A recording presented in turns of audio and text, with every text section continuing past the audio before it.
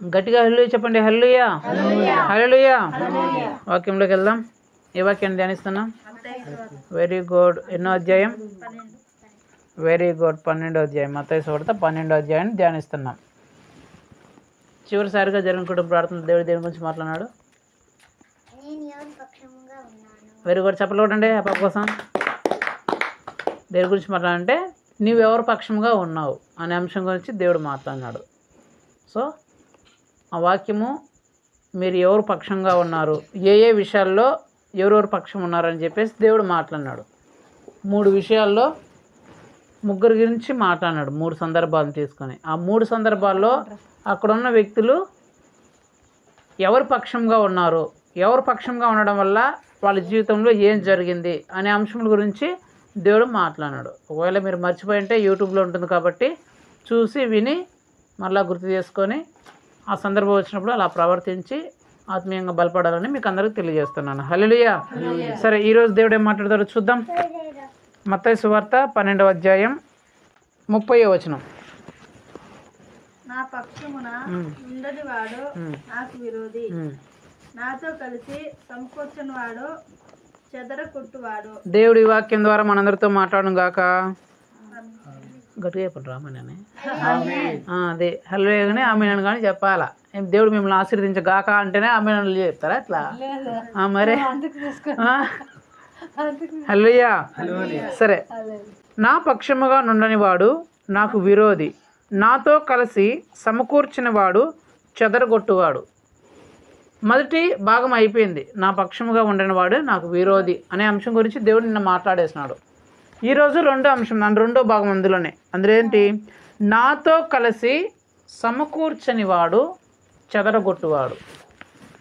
నాతో కలిసి ఎవరైతే సమకూర్చరో వాళ్ళు చెదరగొట్టే వాళ్ళంట. చెదరగొట్టడం అంటే చెదరగొట్టడం అంటే చెడిచివేయడం, అంటే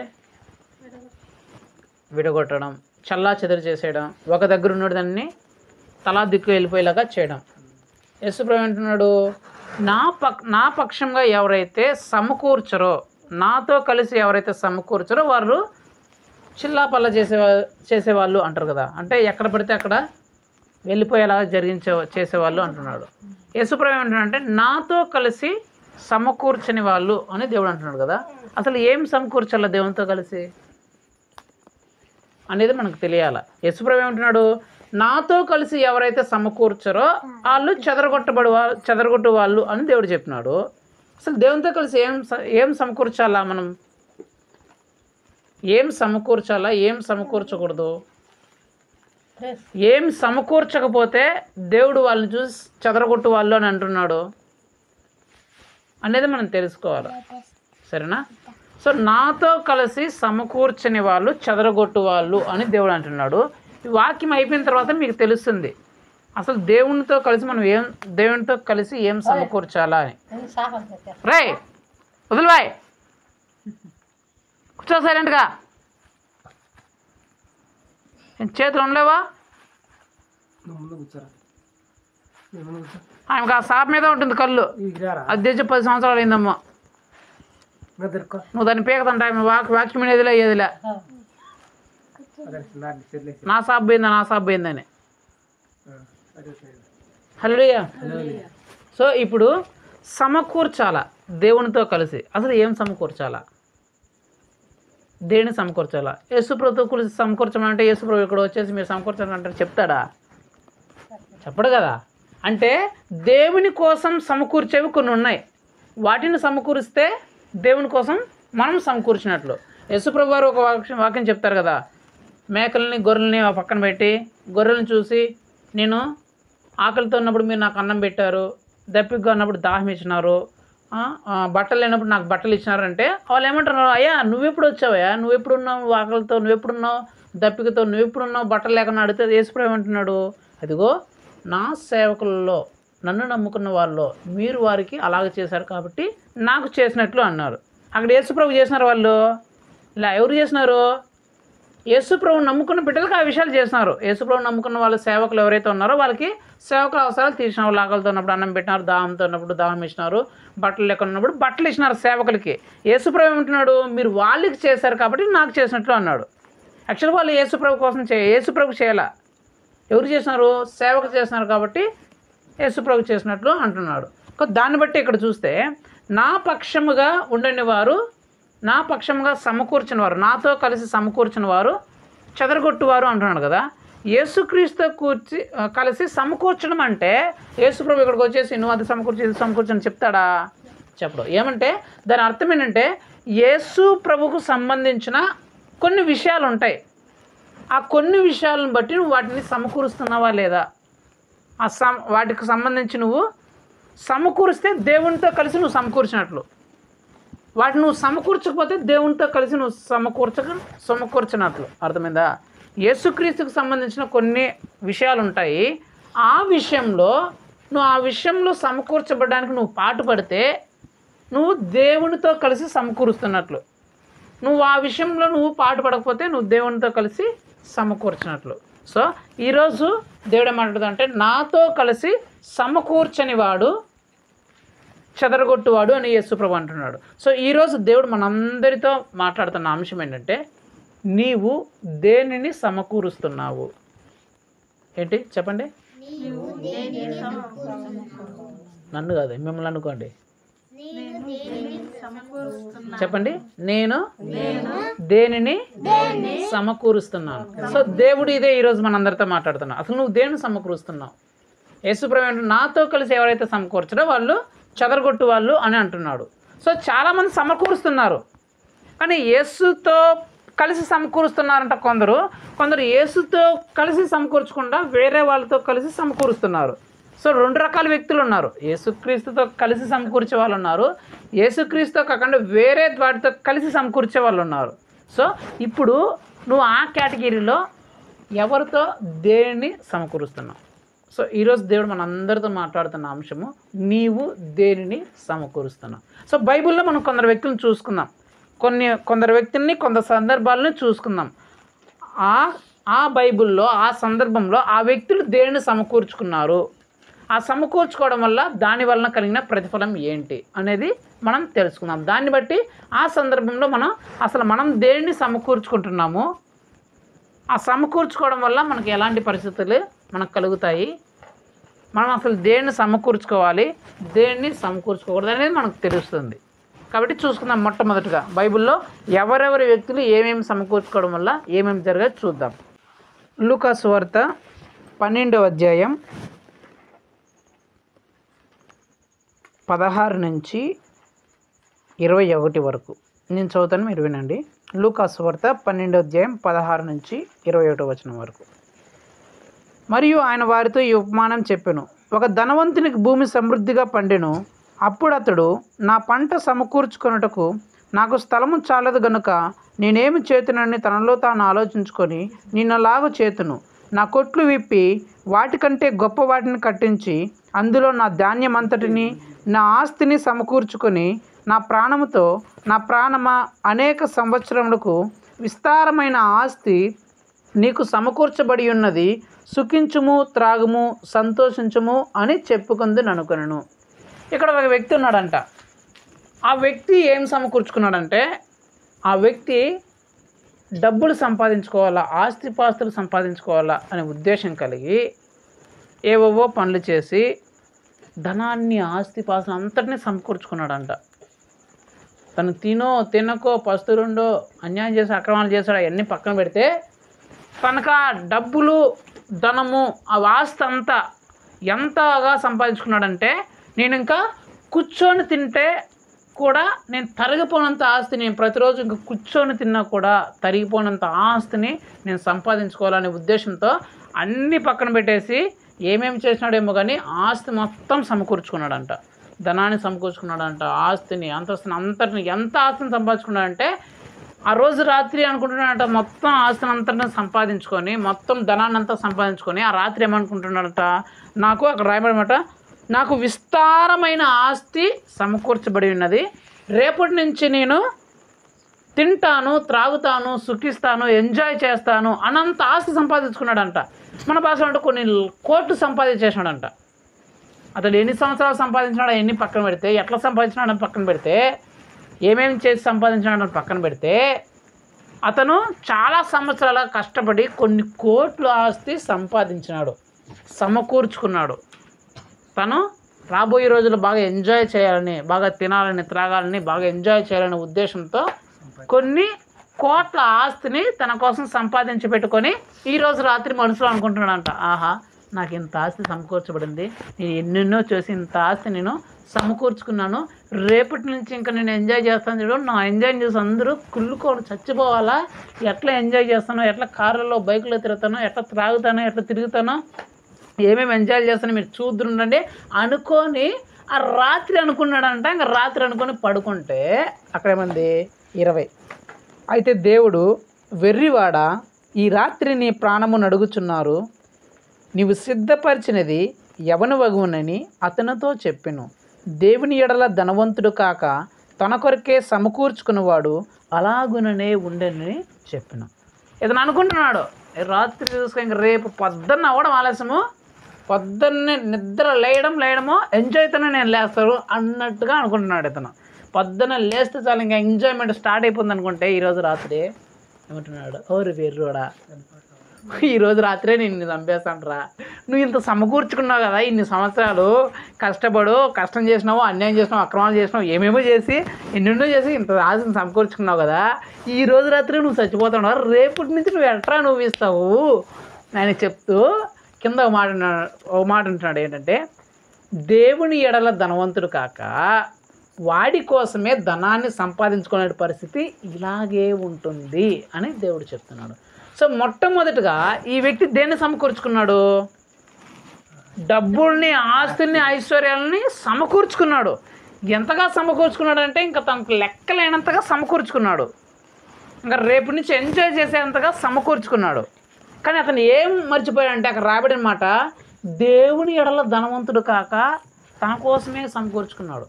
ఆ సమకూర్చుకునే విషయంలో, ఆ డబ్బుల విషయంలో, ఆ డబ్బులను, ఆ ఆస్తులు సమకూర్చుకునే విషయంలో దేవుని వదిలేసినాడు. దేవుని పట్టించుకోవాలా.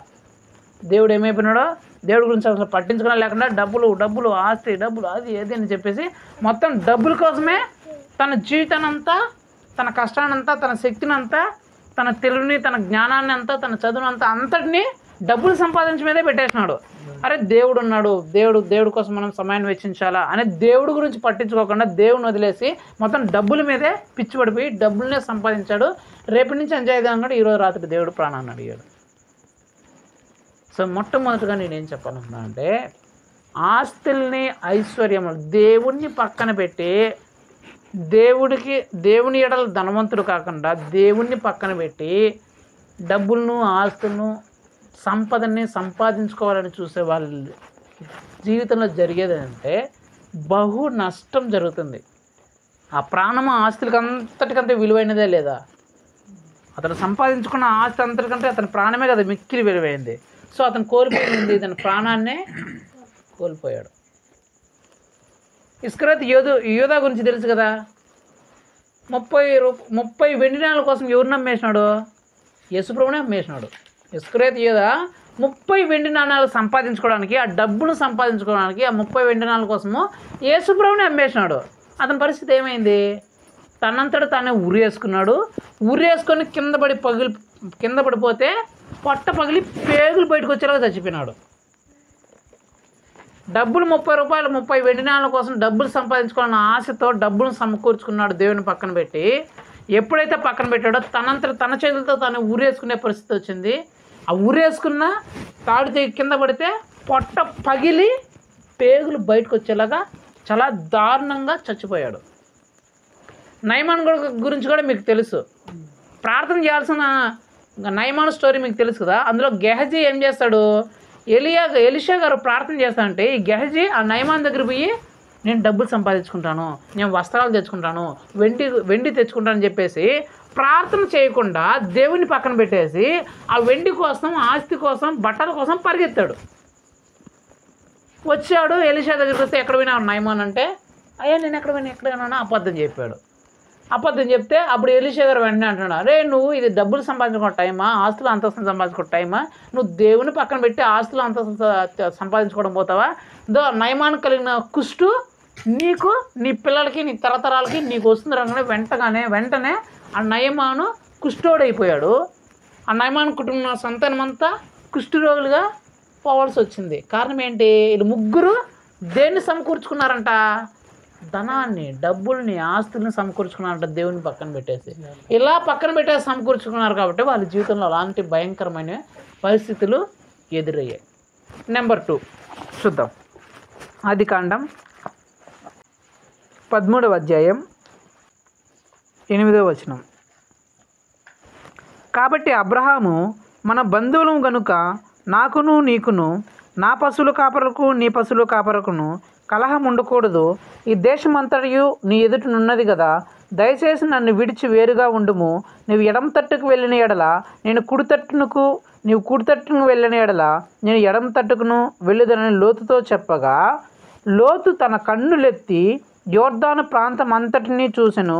యెహోవా సొదొమ గొమొర్రా అను పట్టణములను నాశనం చేయకమునుపు సోయరుకు వచ్చే వరకు అదంతయు యెహోవా తోట వలనే, ఐగుప్తు దేశం వలనే నూరుపాలు దేశమై ఉండెను. కాబట్టి లోతు తనకు యోర్దాను ప్రాంతం అంతటిని ఏర్పరచుకొని తూర్పుగా ప్రయాణము చేసెను. ఇక్కడ జరిగిన సమయం ఏంటంటే, అబ్రహాం గారికి విస్తారమైన సంపద దేవుడు ఇచ్చేశాడు. సో అబ్రహాం గారితో పాటు అబ్రహాం సహోదరు కొడుకైన లోతు కూడా అబ్రహాం దగ్గరికి అబ్రహాంతో పాటు వచ్చేస్తాడు. అరే నా తమ్ముడు కొడుకు నాతో పాటు వచ్చాడు, నేను ఇంత ఆస్తిని సంపాదించాను, నా తమ్ముడు కొడుకుకి ఏమి లేనివాడైపోతాడని చెప్పేసి అబ్రహాం గారు తనకున్న ఆస్తిలో చాలా మొత్తం సగం భాగము లోతుకి ఇచ్చేశాడు. సో ఇప్పుడు అబ్రహాం గారికి ఆస్తి ఉంది, లోతు గారికి ఆస్తి ఉంది. లోతు గారికి ఆస్తి ఎలాగొచ్చిందంటే అబ్రహాం దగ్గర నుంచి వచ్చింది. లోతు ఏం కష్టపడి సంపాదించాల. దేవుడు అబ్రహాం గారిని ఆశీర్వదిస్తే అబ్రహాం గొప్ప దైశ్వర్యం అంతే, నన్ను వెంబడించాడు కాబట్టి లోతు అని చెప్పేసి మొత్తం లోతు గారికి అబ్రహాం గారు ఇచ్చారు. ఇచ్చిన తర్వాత కొన్ని రోజులకి ఏమైందంటే, అబ్రహాము పశువులు మేపుతున్న ఆ పని మనుషులకి, లోతు పశువులు మేపుతున్న ఆ పని మనుషులకి గొడవ వచ్చింది. గొడవ వస్తే లోతుగా అబ్రహాం గారు, అరే నీ పశువులకు నా పశువులకు గొడవ వస్తుందిరా, మనం బంధువులు ఇట్లా గొడవ పడితే ఎట్లా, నువ్వు ఒక ప్లేస్కి చూసుకొని వెళ్ళు, నువ్వు వేరే ఒక ప్లేస్కి వెళ్తానంటే నేను ఆపోజిట్గా వేరే ప్లేస్కి వెళ్తాను అని చెప్తే, లోతు ఏం చెప్పాలా, అయ్యా గొడవ పడింది ఆ పనికి మానవులు కదా, కావాలంటే నేను ఆ గొడవ ఏందో నేను చూస్తా, ఆ గొడవని నేను పరిష్కారం చేసి నీ దగ్గరే ఉంటానయ్యా, వాళ్ళని కావాలంటే పనిలో నుంచి తీసేస్తాను, నిన్ను విడిచి నేను ఏపకపోయేది ఏసయ్యా, నిన్ను విడిచి నేను ఏపకపోయేది, నువ్వు నా తండ్రి అనుకొని నీతో పాటు వచ్చేసాను కదా, ఇప్పుడున్న ఆస్తి అంతా నువ్వు నాకు ఇవ్వడం వల్లే కదా నాకు ఎంత వచ్చింది, నిన్ను విడిచేస్తే నువ్వు వెళ్ళిపోమంటే నేను ఎక్కడ పోయేది, నేను వెళ్ళనయ్యా, నేను నీ దగ్గరే ఉంటాను, కావాలంటే వాళ్ళని పనులు చేసి కొత్త వాళ్ళని కావాలంటే పెడతానయ్యా, నువ్వు నన్ను మాత్రం పంపించొద్దు అని చెప్పాలి కదా. లోతు ఏం చెప్తున్నాడంట, అబ్రహాం ఎప్పుడైతే ఆ మాట అన్నాడో వెంటనే లేచి వచ్చేయండి, నా బిడ్డలని అంతా వచ్చేయండి అని చెప్పేసి అబ్రహాం గారిని విడిచిపెట్టేసి సొదొమ గొమొర్రా ప్రాంతానికి వెళ్ళిపోతున్నాడంట లోతు. అరే నా తండ్రి లాంటి వాడు నాకు ఇంత ఇచ్చినాడు, నా తల్లిదండ్రులు చిన్నప్పుడే చనిపోతే నన్ను తన బిడ్డగా చేర్చుకున్నాడు, తన కొడుకుగా నన్ను పెంచాడు, తనకు కలిగిన సమస్త ఆస్తిని నాకు ఇచ్చాడు, అలాంటిది నా తండ్రి లాంటి వాడిని నేను ఎలాగ విడిచిపెట్టిపోయేది, ఇంత ఆస్తిని ఇచ్చినా నా తండ్రి లాంటి అబ్రహాం ఎలాగ నేను విడిచిపెట్టేది అని అనుకోకుండా, ఆ మాట అబ్రహాం గారు చెప్పారో లేదో, అయ్యా నువ్వు అంత మాట అన్నదయ్యా, నేను నీ దగ్గరే ఉంటానయ్యా అని అనకుండా ఎప్పుడెప్పుడు ఆ మాట అంటాడని చెప్పేసి అనే ఉద్దేశంతో అబ్రహాం గారిని విడిచి వెళ్ళిపోయారంట. అబ్రహాం ఎవరు? గొప్ప దైవజనుడు, అంత గొప్ప దైవజనుడు, అంత గొప్ప దైవజనంతో ఉండకుండా విడిచి వెళ్ళిపోతున్నాడంట అబ్రహాం గారి నుంచి లోతు. అసలు ఎందుకు వెళ్ళిపోతున్నాడు లోతు నువ్వు సొదొమ గొమొర్రాకి? అబ్రహాం గారి దగ్గర నీకు వచ్చిన కొదువేంటి? ఈ గొడవ వల్లే లోతు వెళ్ళిపోతున్నాడా అని ఆలోచిస్తే, అసలు లోతు అబ్రహాం గారి దగ్గర నుంచి ఎందుకు వెళ్ళిపోతున్నాడంటే చూడండి, ఎందుకు వెళ్ళిపోతున్నా నేను చదివిస్తా. 19వ అధ్యాయం 1వ వచనం. ఆ సాయంకాలమందు ఆ ఇద్దరు దేవదూతలు సొదొమ చేరునప్పటికీ లోతు సొదొమ గవిని యొద్ద కూర్చుండి ఉండెను. లోతు ఏం చేస్తున్నాడంట? ఆ సొదొమ యొక్క గవిడి యొద్ద కూర్చొని ఉన్నాడంట. సొదొమ గవి, ఆ ఊర్లో ఆ ప్రాంతంలో గవి ఏంటంటే రచ్చబండ. ఏంటి? రచ్చబండ. ఇప్పుడంటే మనకు అంత పోలీస్ స్టేషన్. పూర్వకాలంలో న్యాయమయ్యని జరిగించాలంటే ఎక్కడ పోతారు? రచ్చబండ పోయి అక్కడ రచ్చబండ మీద 10 మంది అందరూ కూర్చుంటే అక్కడ నిలబెట్టి న్యాయాన్ని విచారిస్తారు. అసలు ఈ లోతు అబ్రహాం గారిని విడిచిపెట్టి ఆ సొదొమ గొమొర్రకు వెళ్ళడానికి గల కారణం ఏంటంటే, సొదొమ గొమొర్రలో అధికారం ఇస్తామని చెప్పారు. నువ్వు మా సొదొమ గొమొర్రకు వస్తే మా మీద నువ్వు అధికారంగా ఉండొచ్చు, మాకు నువ్వు న్యాయం తీర్చచ్చు, మా దగ్గర నువ్వు అధికారమై నువ్వు న్యాయం అందరికీ తీర్చు అని ఆ ఉద్దేశంతో లోతు గొప్ప దైవజనుడైన అబ్రహాం గారిని విడిచిపెట్టి సొదొమ గొమొర్రా ప్రాంతానికి వెళ్ళిపోయాడు. అబ్రహాం గారి దగ్గర ఉంటే నాకు అధికారం రాదు, ఎప్పుడైనా ఈయనే హెడ్గా ఉంటాడు, అక్కడ పోతే ఈయన వదిలేసి వెళ్ళిపోయానుకో నేను అక్కడ అధికారిగా మారిపోవచ్చు, అందరికీ తీర్పు తీర్చచ్చు అనే ఉద్దేశంతో అధికారం కోసము, బలం కోసము, అధికారాన్ని సమకూర్చుకోవడానికి గొప్ప దైవజనుడైన అబ్రహాం గారిని విడిచిపెట్టి వెళ్ళిపోయాడు లోతు. తర్వాత ఏం జరిగింది? అధికారం సమకూర్చుకోవడానికి సొదొమ గొమొర్రకు వచ్చేసాడు కదా. తర్వాత ఏం జరిగింది? అగ్ని గంధకం చేత ఆ పట్టణాన్ని దేవుడు కాల్చేస్తే, ఏ పట్టణంలో అయితే నేను అధికారిగా ఉంటాను, ఏ పట్టణంలో అయితే నేను అధికారంగా అందరికీ న్యాయం తీరుస్తాను, నేను అధికారంగా ఉంటాననే ఉద్దేశంతో ఏ పట్టణానికైతే లోతు వెళ్ళాడో ఆ పట్టణాన్ని దేవుడు అగ్ని గంధకం చేత కాల్చివేశాడు. లోతు వెళ్తూ ఉంటే తన భార్య వెనక్కి తిరిగి ఉప్పు స్తంభం అయిపోయింది. తన కూతుర్లు తనతోనే వ్యభిచారం చేసి, తననే మద్యపానిగా మందు తాగించేసి ఆ తండ్రితోనే వ్యభిచారం చేసి వ్యభిచారులు అయిపోయారు.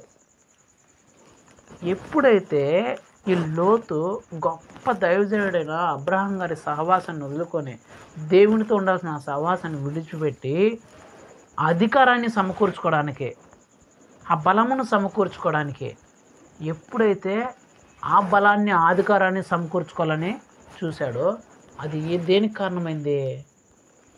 తను నివసిస్తున్న ప్రాంతం అగ్ని చేత కాల్చబడానికి కారణమైంది. తన కుటుంబము నాశనం అయిపోవడానికి కారణమైంది.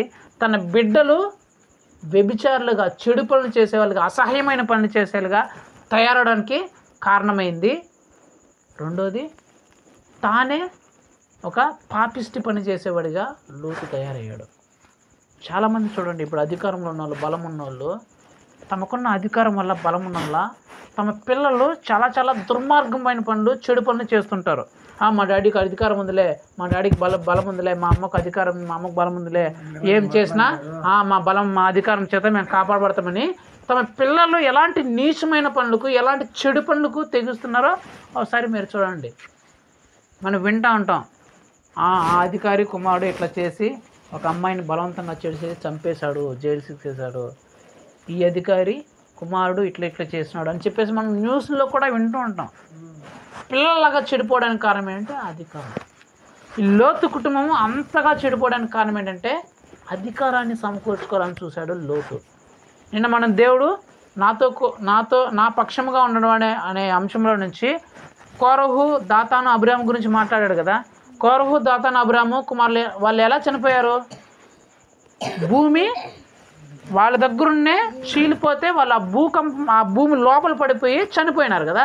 అసలు ఎందుకు వాళ్ళకి అది వచ్చింది? యేసుప్రభుతో ఉన్నవాళ్ళే కదా, యేసుప్రభు ఎందుకు విశ్వాసం ఇచ్చిన వాళ్ళు కదా. వాళ్ళంతా రావడానికి గల కారణం ఏంటి? ఒకటే, వాళ్ళు మోషే మీద తిరగబడ్డారు. దేనికోసము? నువ్వేవాడు మాకు అధికారివి, మాకే అధికారం ఉంది, మాకే బలం ఉందని అధికారం కోసం, బలం కోసం అధికారులతో కలిసి ఆ బలము సంపాదించుకోవాలని, అధికారాన్ని సంపాదించుకోవాలని దేవుని సేవకుని మీదే తిరగబడ్డారు. అధికారం సమకూర్చుకోవడానికి ఏమైంది పరిస్థితి? తాను తన కుటుంబాలు ఆ భూమిలో కూరకపోయి, పాతంలో పడిపోయి చచ్చిపోయారు. సో రెండోదిగా అధికారాన్ని సమకూర్చుకోవడానికి చూసిన వాళ్ళ కుటుంబం ఎంత దారుణంగా నాశనమైందో మనం చూస్తున్నాం. మూడోది చూద్దాం. అపోస్తుల కార్యములు 12వ అధ్యాయం 21 నుంచి నేను చదువుతానండి.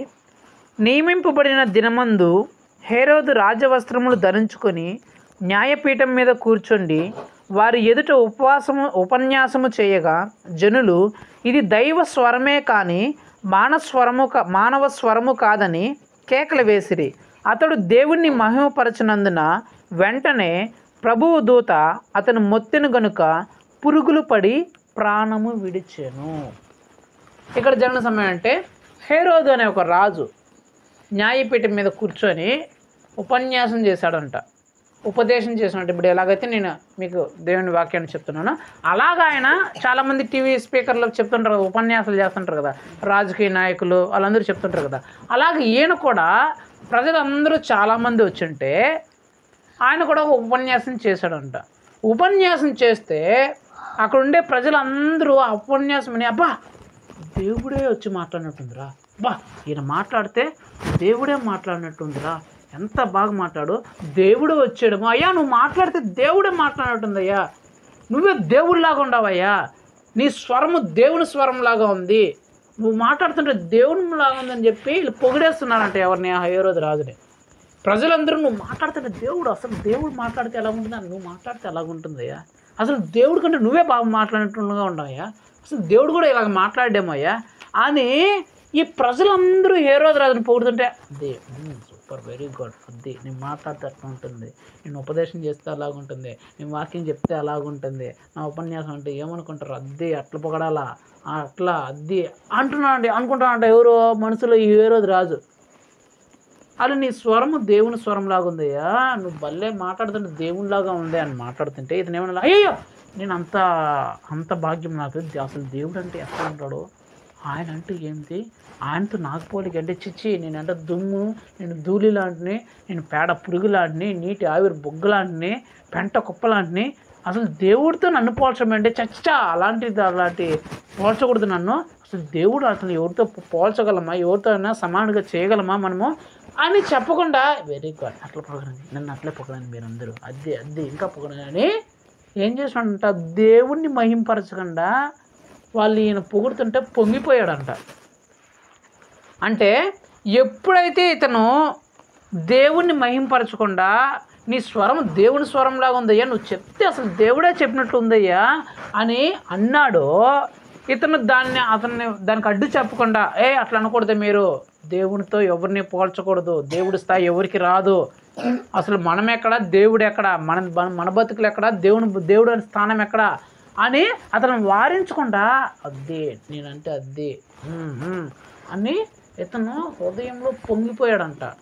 సో ఎప్పుడైతే దేవుని మహింపరచకుండా వాళ్ళు ఇచ్చిన మంచి పేరుని బట్టి, ఆ కీర్తిని బట్టి, ఇది అంతటి కారణం నేనే, నేను భలే చెప్పినాను, భలే మాట్లాడుతాను, ఇదంతా నాదే అని ఎప్పుడైతే పొంగిపోయాడో వెంటనే దేవుడు ఏం చేసినాడంట, అతను మొత్తాడంట. ఎప్పుడైతే మొత్తితే అక్కడికక్కడ పురుగులు పట్టి చచ్చిపోయినాడంట. ఒక మనిషి అనుకోండి, ఒక మనిషే లేకపోతే ఒక జంతువు చనిపోతే ఎన్ని రోజులు పురుగులు పడుతుంది, 4-5 రోజులు కాదు, కుళ్ళిపోయి పురుగులు పట్టండి ఒక 4-5 రోజులు, ఒక వారం అనుకోండి. కానీ ఎప్పుడైతే ఇతను వాళ్ళు అప్పుడు చెప్పినప్పుడు దేవుణ్ణి మహింపరచలేదో వెంటనే అక్కడికక్కడే పురుగులు పడి చచ్చిపోయినాడంట. అక్కడికక్కడే మళ్ళీ 10 రోజులు చచ్చిపోయి ఫస్ట్ చంపేసి 10 రోజులు కుళ్ళబెట్టేసి ఆ తర్వాత పురుగులు పట్టలే దేవుడు, అక్కడికక్కడే పురుగులు పట్టి చచ్చిపోయినాడంట. అంటే ఎంత భయంకరమైన శిక్ష అతని మీదకి వచ్చిందో మీరు ఆలోచించండి.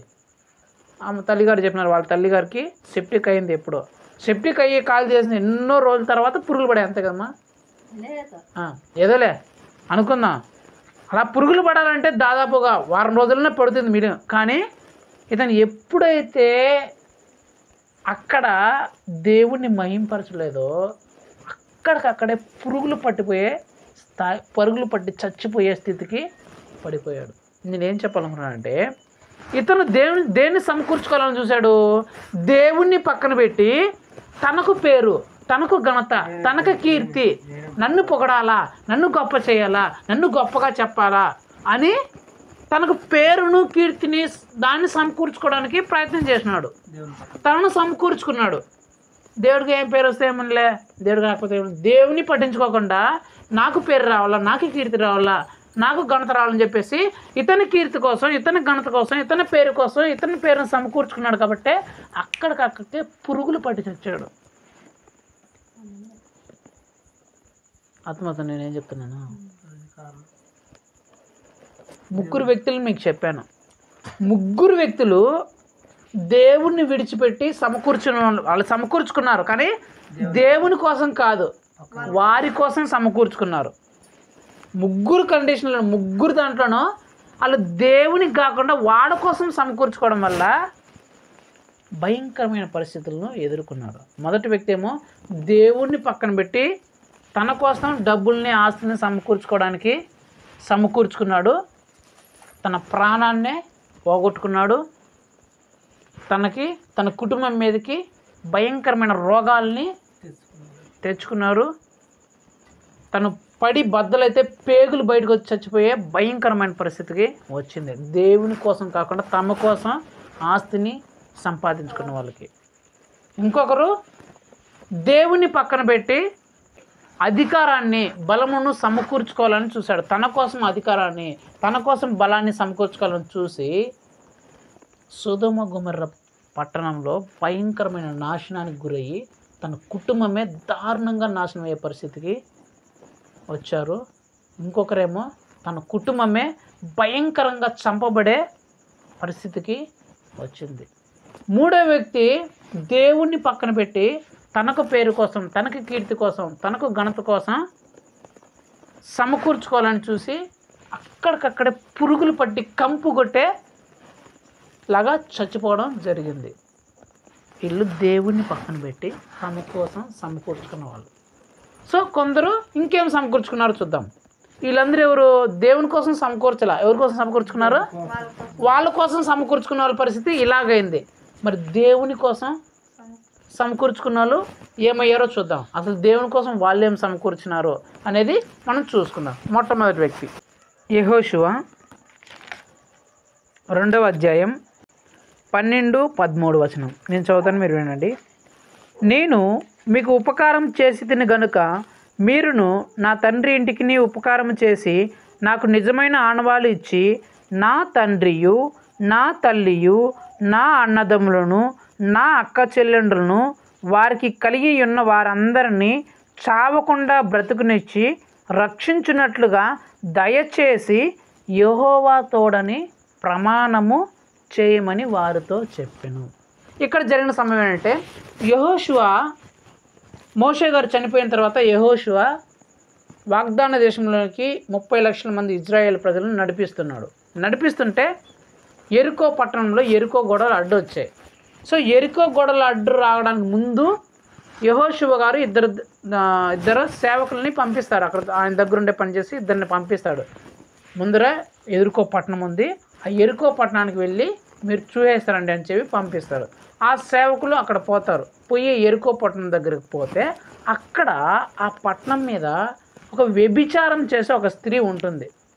వ్యభిచారం చేసే స్త్రీ వీళ్ళు దేవుని సేవకులని వాళ్ళని తన ఇంట్లోకి ఆహ్వానించి తన పాపిష్టి బ్రతుకును అక్కడితో వదిలేసి, ఆ పాపిష్టి బ్రతుకుని వదిలేసిన తర్వాత వాళ్ళ దగ్గర మోకాళ్ళని ప్రార్థన చేస్తుంది. ఏమనంటే, అయ్యా మీ దేవుడి గురించి మేము విన్నాం, యేసుక్రీస్తు గురించి మేము విన్నాం, ఆయన ఎంత గొప్ప దేవుడు, ఎలాంటి అద్భుత ఆశ్చర్యకార్యాలు చేశాడో, ఎలాంటి బలమైన భయంకరమైన కార్యాలు చేశాడో మేము తెలుసుకున్నాం, మేము చూసాం, మాకు విన్నాం, మా చెవులారా మేము విన్నాం. ఆయన ఐగుప్తు దేశంలో ఎలాంటి అద్భుతాలు చేశాడో, ఎర్ర సముద్రాన్ని ఎలా చీల్చాడో, ఆ కార్యములన్నీ యేసు ప్రభు చేసిన ఆ కార్యములన్నీ మేము విన్నప్పుడు మాకు భయం వేసింది. మేము ఇలాంటి దేవుడు ఎక్కడ లేడని మేము గజగజ వణికిపోతున్నామయ్యా. మేము వింటున్నాం, మీరు ఎరుకో మా పట్టణం మీద కూడా వస్తున్నారని మేము వింటున్నాము. ఈ పట్టణంకి వచ్చి ఈ పట్టణాన్ని మీరు నాశనం చేస్తారని మాకు తెలుసు. మీ దేవుడు ఖచ్చితంగా ఈ పట్టణంలో ఉండే వాళ్ళందరినీ మీ ద్వారా చంపించేస్తాడని మాకు తెలుసు. అయ్యా అయితే నన్ను జ్ఞాపకం చేసుకోండి అయ్యా, నేను మిమ్మల్ని కాపాడాను కదా, మీరు ఇక్కడికి వస్తే మా పట్టణస్థులు మిమ్మల్ని పట్టుకొని చంపేయకుండా నేను మిమ్మల్ని కాపాడాను కదా, కాబట్టి మీరు కూడా నేను చేసిన ఉపకారానికి నాకు కూడా మీరు ఉపకారం చేయాలా. ఆ ఉపకారం ఏంది అని అంటే, మీరు ఈ పట్టణం మీదకి వచ్చినప్పుడు ఈ పట్టణాన్ని మీరు కత్తివాత హతం చేసి అగ్నితో కాల్చివేసేటప్పుడు నన్ను, నా కుటుంబాన్ని, నా తండ్రి సంబంధికులందరినీ, నా తల్లి సంబంధికులందరినీ ఆ నాశనంలో పడకుండా, అలా చంపబడకుండా, అలా అగ్నిలో కాల్చబడకుండా దయచేసి కాపాడండి. అలా కాపాడతామని నాకు, నా కుటుంబానికి, నా తల్లి కుటుంబానికి, నా తండ్రి కుటుంబాలకి, నా బంధువులకు అందరికీ ఏ ఆపద చేయనని చెప్పేసి నాకు ప్రమాణం చేయండి అని చెప్పేసి ఒక వ్యభిచారి ఎవరిని వేడుకుంటుందంట? దేవుని సేవకుల్ని వేడుకుంటుందంట. ఒక వ్యభిచారి, ఒక పాపిష్టి పనులు చేసే ఒక ఆయమ్మ, ఒక చెడు పనులు చేసే ఆయమ్మ ఏమని కోరుకుంటుందంట? తన పాపిష్టి బ్రతుకుని అక్కడికక్కడ విడిచిపెట్టేసి, అయ్యా నేను, నా కుటుంబము, నా బంధువులు అందరూ రక్షింపబడాలయ్యా, వాళ్ళు రక్షింపబడాలా, ఈ నాశనంలో పడిపోకూడదయ్యా, ఈ అగ్ని గంధకం చేత కాల్చబడకూడదయ్యా, ఈ కత్తి వాత చేత హతం చేయకూడదయ్యా, మీరు వచ్చినప్పుడు దయతో మమ్మల్ని జ్ఞాపకం చేసుకోండి, ఆ నాశంలో పడిపోకుండా నన్ను, నా కుటుంబం, మమ్మల్ని అందరినీ కాపాడండి అయ్యా అని చెప్పి బ్రతిమలాడుకున్నదంట. అనుకున్నట్టుగానే యెహోషువ ఇజ్రాయెల్ ప్రజలందరినీ తీసుకువచ్చాడు. ఇజ్రాయెల్ అందరి ప్రజలంతా తీసుకొచ్చిన తర్వాత వాళ్ళందరూ ఆ పట్టణంలో ఉన్న ప్రతి ఒక్కరిని కత్తివాత చంపేసి ఆ పట్టణాన్ని అంతా అగ్నితో కాల్చివేసేసారు. అయితే ఈమె చెప్పింది కదా, ఈమె చెప్పినందుకు యెహోషువ మళ్ళీ ఆ సేవకులు పంపించి, మీతో ఎవరు మిమ్మల్ని కాపాడిందని చెప్పారు కదా, ఆమె తీసుకురండి అంటే వాళ్ళు పోయి ఆమెను, ఆమె ఇంటి వారిని, ఆమె తల్లి సంబంధికుల్ని, తండ్రి సంబంధికుల్ని అందరినీ పిలుచుకొని వచ్చి వారి దగ్గర నిలబెట్టి ఆ తర్వాత ఆ పట్టణంలో మిగిలిన వాళ్ళందరినీ చంపేశారంట. అగ్ని చేత ఆ పట్టణాన్ని మొత్తం కాల్చేశారంట. ఏమో అప్పటి నుంచి ఇజ్రాయెల్ మధ్యలో పెరిగింది. సో నేనేం చెప్పాలనుకున్నా అంటే, ఈమె పాపిష్టి బ్రతుకులో బ్రతికేది. ఎప్పుడైతే దేవుని సేవకులు వాళ్ళ ఇంటిని దర్శించారో, ఈమె తను ఎంత పాపిష్టి బ్రతుకులో బ్రతికిందో, ఎలాంటి నీచమైన పాపం చేసిందో, ఎలాంటి చండాలమైన పనులు చేసిందో ఈమె తెలుసుకొని అక్కడికక్కడ ఆమె విడిచిపెట్టేసింది. అయ్యో నా బతుకు ఇలాంటి బతుకు అని విడిచిపెట్టేసిన తర్వాత ఆమె ఆ రక్షణలోకి వచ్చిన తర్వాత సైలెంట్గా ఉండిపోయిందా?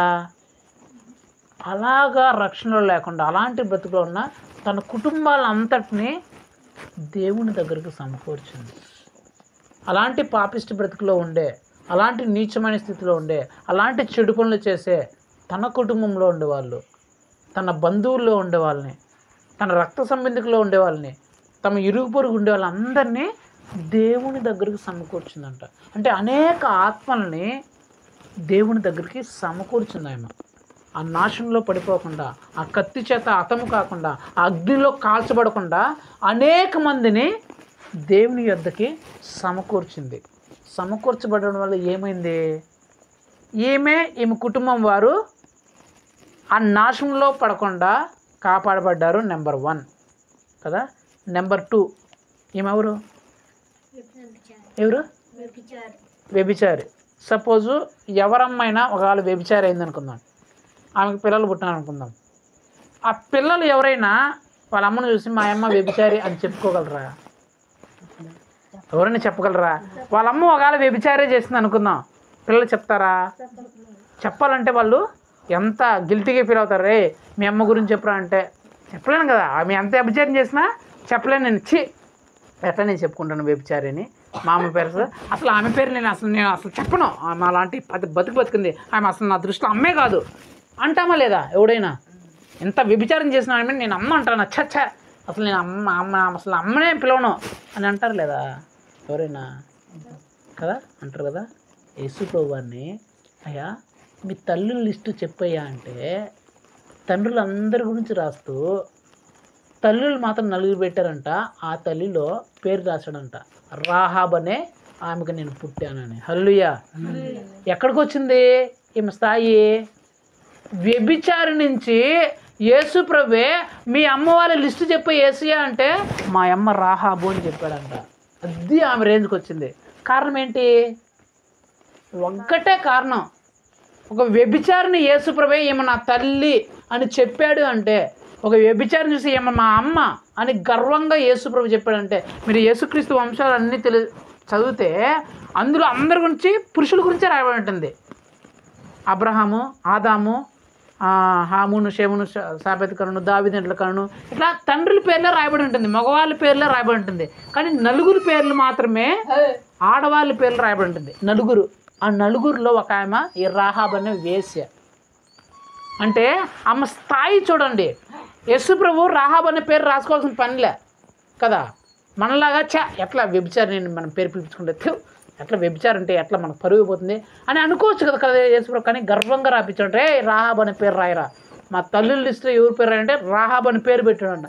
అందరూ తండ్రులు అని చదువుతుంటే అక్కడ వస్తున్న పేరు రాహాబ్. ఆ మాట చదివినప్పుడు నాకు చాలా ఆశ్చర్యం వేసింది. అరే అందరి పేర్లు మగవాళ్ళ పేర్లు రాసినాడే, ఈమె పేరు మాత్రం రాహాబ్ అని రాసినాడే. అసలు రాహాబ్ అంటే ఒక వేశ్య కదా, పచ్చి వ్యభిచారం చేసిన స్త్రీ కదా.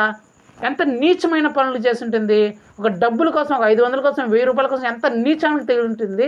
తన శరీరాన్ని ఎంతగా అమ్ముకుని ఉంటుంది, ఎంతమందితో వ్యభిచారం చేసి ఉంటుంది. అలాంటి ఆమెని యేసు ప్రభు నా తల్లి అని చెప్పించుకున్నాడు. ఏంది అసలు ఈమెలో ఉన్న అసలు క్వాలిటీ ఎందుకు చెప్పించుకున్నాడు యేసు ప్రభు అని నేను చదివి దాన్ని ధ్యానిస్తే నాకు అర్థమైంది. అప్పుడు ఆమె చేసింది ఒకటే ఒక పని. తన పాపిస్ట్ సేవకులు వచ్చి చెప్పినప్పుడు పాపిస్ట్ బ్రతుకుని విడిచిపెట్టి సైలెంట్గా ఉండిపోవాలా. తన ఇంటి వారిని, తన కుటుంబం ఇంటి వారిని, తన బంధువులందరినీ దేవుని కోసం సమకూర్చిందంట. సమరయ స్త్రీ గురించి కూడా మనం విన్నాం. సమరయ స్త్రీ తన పాపిస్ట్ బ్రతుకుని యేసు ప్రభు ఎత్తి చూపించినప్పుడు ఆ పాపిస్ట్ బ్రతుకుని అక్కడితో విడిచిపెట్టేసి ఏం చేసిందంట, ఊర్లోకి వెళ్ళి ఊళ్ళో అందరినీ యేసు ప్రభు దగ్గరికి సమకూర్చేసింది. సో నేనేం చెప్పాలనుకున్నానంటే దేవునితో కలిసి సమకూర్చడం అంటే ఏంటంటే ఆత్మలో దేవుని దగ్గరకు నడిపిస్తే అప్పుడు నువ్వు దేవునితో దేవుని కోసం దేవునితో కలిసి సమకూర్చినట్లు. అర్థమైందా? మరి నువ్వు ఇంతవరకు ఎన్ని ఆత్మను సమకూర్చావు? దేవునితో కలిసి సమకూర్చడం అంటే దేవుని కోసం ఆత్మను సమకూరిస్తే, దేవుని కోసం నీలాగా ఇంకా నువ్వు ముందు ఎలాగైతున్నావు అలాగే పాపిస్ట్ బ్రతుకుల్లో, చెడు పనుల్లో, నీచమైన పనులు చేస్తూ దేవుడు ఎవరో తెలియక ఎన్నో పాపిస్ట్ పనులు చేస్తున్న వ్యక్తులు ఎంతోమంది ఉన్నారు కదా. నీ కుటుంబంలోనే ఎంతమంది ఉన్నారు కదా, నీ తల్లి కుటుంబంలోనే ఎంతమంది ఉన్నారు కదా, నీ తండ్రి సైడ్ నుంచి ఎంతమంది ఉన్నారు కదా, నీ రక్త సంబంధికులనే ఎంతమంది ఉన్నారు కదా, నీ ఇరుగు పొరుగు వాళ్ళు, నీ బంధువుల్లోనే ఎంతమంది ఉన్నారు కదా, నీ స్నేహితుల్లోనే ఎంతమంది ఉన్నారు, స్కూల్కి వెళ్ళేటప్పుడు, కాలేజీకి వెళ్ళేటప్పుడు, నువ్వు పనులు చేసే చోట ఎంతోమంది ఉన్నారు కదా. అందులో ఎంతమంది నువ్వు సమకూర్చావు? నెంబర్ 1, నాతో కలిసి సమకూర్చడం అంటే దేవుని కోసం ఆత్మను నువ్వు సమకూరిస్తే నీ జాబితా యేసు ప్రభు లిస్టులోకి వచ్చేస్తుంది. హల్లెలూయా. పరిశుద్ధుల లిస్టులోకి వస్తుంది. హల్లెలూయా. రెండోది చూద్దాం. నిర్గమాకాండం 35వ అధ్యాయం 4వ వచనం నేను చదువుతానండి. మరియు మోషే ఇశ్రాయేలున సర్వ సమాజంతో ఇట్లనెను, యెహోవా ఆజ్ఞాపించినదేమనగా మీరు మీలో నుండి యెహోవాకు అర్పణను పోగు చేయుడి. ఎట్లనగా బుద్ధి పుట్టిన ప్రతివాడు యెహోవా సేవ నిమిత్తము బంగారు, వెండి, ఇత్తడి, నూల ధూమ్ర, రక్తవర్ణములు, సన్నపు నార, మేక వెంట్రుకలు, ఎర్రంగు వేసిన పొట్టేళ్ళు తోలు, సముద్ర వచ్చల తోలు, తుమ్మకర్ర, ప్రదీప తైలముకు, అభిషేక తైలమునకు, పరిమళ ద్రవ్య ధూపమునకు, సుగంధ సంభావములు, ఏఫోదునకు, పతకమును, లేత పచ్చలను, చెక్కు రత్నములను తీసుకొని రావేలను. ఇప్పుడు 20-21 ఇజ్రాయేలు సమాజమంతయు మోషే ఎదుటి నుండి వెడలిపోయెను.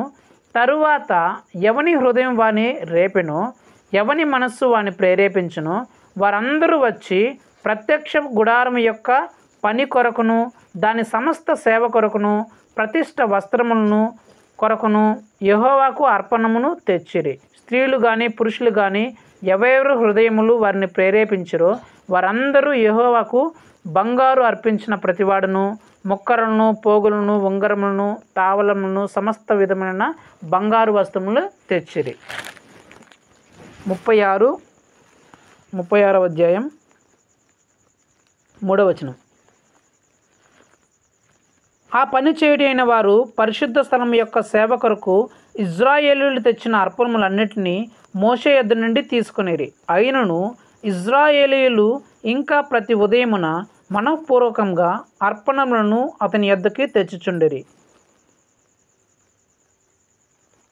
ఇప్పుడు 5 మోషేతో చేయవలనని యెహోవా ఆజ్ఞాపించిన పని విషయమై సేవ కొరకు ప్రజలు కావలసిన దానికంటే బహు విస్తారముగా తీసుకొని వచ్చుచున్నారని చెప్పగా మోషే పరిశుద్ధ స్థలమునకు ఏ పురుషుడైనను ఏ స్త్రీ అయినను ఇక మీదట ఏ అర్పణను తేవద్దని ఆజ్ఞాపించెను. ఇక్కడ జరిగిన సమయం ఏంటంటే యేసు ప్రభు వారికి సేవ కోసం, పరిచర్య కోసం, యేసుక్రీస్తు యొక్క సువార్తను ప్రకటించడానికి అక్కడున్న స్త్రీలు, పురుషులు తమ దగ్గర ఉన్న బంగారాన్ని, వెండిని, ధనమును, ఆస్తిని, సంపదని అంతటిని విస్తారంగా సమకూర్చారంట. దేనికోసం? సేవ కోసం. దేనికోసం? సేవ కోసము, దేవుని సేవ కోసం, దేవుని సేవ చేయడానికి, దేవుని సువార్త ప్రకటించడానికి, దేవునికి పండగలు చేయడానికి అక్కడున్న దేవుని నమ్ముకున్న ప్రజలందరూ విస్తారంగా సమకూర్చున్నారంట. ఎంత సమకూర్చున్నారని చెప్తే దైవ సేవకుడు చెప్తున్నాడు, రే ఇంకా చాలా నాయన, ఇంకా మీరు తేవద్దంటారు స్వామి, ఇప్పటికే ఎక్కువ అయిపోయింది మీరు ఇచ్చిండేది, ఈ సేవకు కావాల్సిన ఈ ఉత్సవానికి ఈ పండగ కావాల్సింది ఇంకా ఎక్కువ అయిపోయిందిరా మీరు తెచ్చింది, ఇంకా ఏం తెస్తారా నాయన, ఇంకా తేవద్దండి, ఇంకా చాలు, ఇంకా ఆపేయండి అని బూర్రల్లో మైకులు పెట్టి చెప్పాల్సిన పరిస్థితి వచ్చిందంట. ఎవరికి? సేవకుడికి. మామూలుగా మనం పండుగలు అవన్నీ చేస్తుంటాం కదా, సువార్త ప్రకటించడానికి కొందరు ప్రకటన చేస్తుంటారు పాస్టర్లు గారు, మనము ఈ ఈ సమయంలో ఇది చేస్తున్నాము, ఈ సమయంలో అది చేస్తున్నాము, మీరేమన్నా తోచింది మీరు ఇవ్వాలనుకుంటే దేవునికి ఇవ్వాలంటే, సేవ కోసము మీరు సహాయం చేయాలంటే సహాయం చేయొచ్చు, మీ మనస్పూర్వకంగా దేవునికి ఇవ్వాలంటే ఇవ్వండి అని చెప్తారు కదా. అలా అనౌన్స్మెంట్ చేశాడంట, మనం ఇలాగ దేవుణ్ణి సేవ చేయాలనుకుంటున్నాము, ఇలా దేవుని ఉత్సవాన్ని జరిపించాలనుకుంటున్నాము, కాబట్టి మీలో ప్రేరేపించిన వాళ్ళు మీకు ఇష్టపూర్వకంగా దేవునికి ఏదైనా ఇవ్వచ్చు అని చెప్తే అక్కడున్న ప్రజలు వెంటనే వాళ్ళ దగ్గర ఏమేమి ఉన్నాయో, బంగారు ఉందో, వెండి ఉందో, డబ్బులు ఉన్నాయో, ఆస్తులు ఉన్నాయో, పొట్టేలు ఉన్నాయో, కోళ్ళు ఉన్నాయో, ఏముండాయో, సముద్ర వత్సలు ఉన్నాయో, తాబేలు ఉన్నాయో, ఏముండాయో వాళ్ళ దగ్గర అన్నీ తీసుకొని వచ్చి సేవ కోసం, సేవ జరగడానికి, ఆ సువార్తను ప్రకటించడానికి ఇస్తున్నారంట. అది ఎంతగా ఇస్తున్నారంటే ఎవరైతే మీరు దేవుని కోసం మనస్పూర్వకంగా ఇవ్వండి అని చెప్పిన పాస్టర్ ఎవరైతే ఉన్నారో ఆ పాస్టర్ చెప్తున్నారే, నాయన మీకు దండవరా స్వామి, ఇంకెవరు ఏం తీసుకోవడం, ఇప్పటికి ఎక్కువ అయిపోయింది మీరు ఇచ్చింది, మీరు ఇచ్చినది ఇంత ఎక్కువ అయిపోయింది, ఇప్పుడు మేము ఏం చేయలేదు, దీనికి అర్థం కాక మేము తల్ల పట్టుకుంటాను, ఇంకొకరు తేవతండ్రా అని చెప్పేంతగా వీళ్ళు ఇచ్చేశారంట. అంటే దేవుని కోసం ధనాన్ని సమకూర్చారు, దేవుని సేవ విస్తరించడానికి, దేవుని సేవ దేవుని పని జరగడానికి, దేవుని యొక్క కార్యంలో, దేవుని యొక్క ఉత్సవాలు జరగడానికి వీళ్ళు సమకూర్చారంట. దానికి కావాల్సిన ధనం కావచ్చు, దానికి కావాల్సిన వస్తువులు కావచ్చు, దానికి కావాల్సిన అవసరాలు కావచ్చు, దానికి ఏమేమైతే అవసరమైనాయో వాటిని అన్నిటినీ సమకూర్చారంట. దేవుని సేవకు ఏవైతే అవసరమైనాయో వాటిని సమకూర్చారు. నెంబర్ 1. నెంబర్ 2 వ్యక్తులు చూద్దాం. మొదటి దినవృత్తాంతుల గ్రంథం 2వ అధ్యాయం 14వ వచనం నేను చదువుతాను, మీరు వినండి. ఇదిగో నేను నా కష్ట స్థితిలోనే ప్రయాసపడి యెహోవా మందిరము కొరకు 2 లక్షల మణుగుల బంగారును 10 కోట్ల మణుగులు వెండిని తూచ సఖ్యము కానంత విస్తారమైన ఇత్తడిని ఇనుమును సమకూర్చి ఉన్నాను, మ్రాణులను రాళ్ళను కూర్చించుతిని, నీవింకనూ సంపాదించుదుగాక అని చెప్పాడు. దావీదు గారు ఈ మాట చెప్పింది. ఇక్కడ దావీదు గారు సమకూర్చారంట. ఎంత సమకూర్చారంట? 1 గ్రాము 10 గ్రాములు కాదు, ఎన్నంట 10 లక్షల మణుగులో బంగారంని. ఒక మణుగు అంటే ఏంటంటే 3600 కేజీలు. ఎంత? 3600 కేజీలు. అట్లా 10 లక్షల మణుగులు అంటే దాదాపు ఒక 36,000 కోట్లు. 36,000 కోట్ల కేజీల బంగారాన్ని, తూచ సఖ్యం కానంత కొన్ని వేల కోట్ల వెండిని, మ్రాణులని, వెండి బంగారమును, ఇనుమును, ఇత్తడిని అన్నిటినీ సమకూర్చాడంట. దేనికోసం? రాయబడి మాట దేవుని మందిరం కోసం. దేవుని మందిరం కోసము ఏమేమైతే అవసరమో ఆ వస్తువుల్ని, ఆ ధనమును అంతటినీ సమకూర్చి పెట్టాడంట. ఎవరు? దావీదు గారు. తర్వాత ఇంకో దగ్గర ఏమని రాయబడుతుందంటే, ఆ దావీదు గారు ఆ మాట చెప్పబడిన తర్వాత, నేను ఎలాగా దేవుని మందిరాని కోసము ఇంత నేను సమకూర్చి పెట్టాను, దేవుని మందిరానికి నేను ఇంత ఇస్తున్నాను, నా కష్టంతో నేను సంపాదించింది దేవుని మందిర నిర్మాణం కోసం నేను ఇంత ఇస్తున్నాను అని చెప్పిన తర్వాత అక్కడ ఇజ్రాయేల్లో ప్రజలు, పెద్దలు వాళ్ళు ఆలోచించి, అరే దావీదు గారు ఇంత వచ్చినారు, మనం ఇవ్వకపోతే ఎట్లా అని చెప్పేసి వాళ్ళు వాళ్ళ దగ్గర ఉండేదంతా దేవునికి ఇచ్చారంట. దేవుని మందిరం నిర్మాణం కోసం ఇస్తే వాళ్ళెంత ఇచ్చినారని మనం చదివితే ఆ తర్వాత కొందరు వాళ్ళందరూ కల్పించుంటుంది 10 లక్షల కేజీల బంగారు, కొన్ని కోట్ల వెండి వాళ్ళు కూడా ఇలాగ ఇచ్చారంట. అంటే దేవుని మందిర నిర్మాణం కోసము, దేవుని మందిరం కోసము వారు సమకూర్చారంట. దేవుని మందిరం కట్టబడాలా, దేవుని మందిరం నిర్మించబడాలా, దేవుని సేవ జరగాల, దేవుని ప్రార్థన జరగాల అనే ఉద్దేశంతో ఆ దేవుని మందిరం కోసము వాళ్ళ దగ్గర ఉన్నదంతా సమకూర్చి పెట్టారంట. సో మొట్టమొదటి వ్యక్తులేమో దేవుని సేవ కోసం సమకూర్చారు. రెండో వ్యక్తులేమో దేవుని మందిరం కోసము సమకూర్చారు.